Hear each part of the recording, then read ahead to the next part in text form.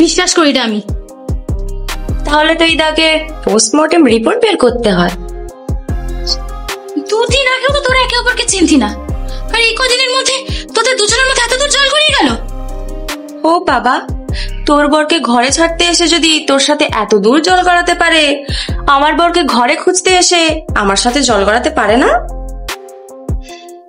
তুই এরকম করবি না আমি সত্যি জানতাম না।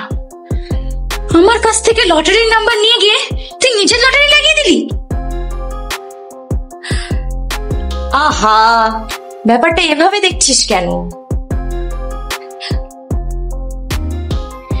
বরং এমন ভাব, 2 বান্ধবীর একটা শাড়ি পছন্দ হয়েছে, কখনো তুই পরছিস আর কখনো আমি। এসব চলবে না, ওকে যে কোনো একজনকে বেছে নিতে হবে, হয় তুই নইলে আমি। আর যদিও আমাকে বাঁচে, তখন কিন্তু তোর আমদানি বন্ধ হয়ে যাবে। তার চাইতে যা চলছে চলুক না। ঠিক আছে, তাহলে ওকে স্বীকার করতে হবে যে আমি মেন আর তুই হলি টাইম পাস। ধুর, আমি কেন টাইম পাস হতে যাব?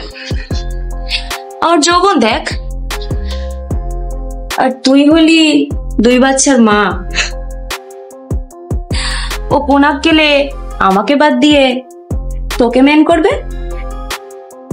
ঠিক আছে, তাহলে ওকে ফোন করে এক্ষুনি ডাকি, তখনই প্রমাণ হয়ে